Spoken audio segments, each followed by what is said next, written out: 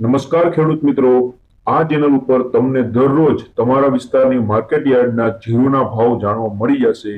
દરરોજ વિડીયો મળતો રહે એટલા માટે ચેનલને સબસ્ક્રાઇબ કરી લ્યો। હવે આપણે જોઈ લઈએ જીરુના ભાવ।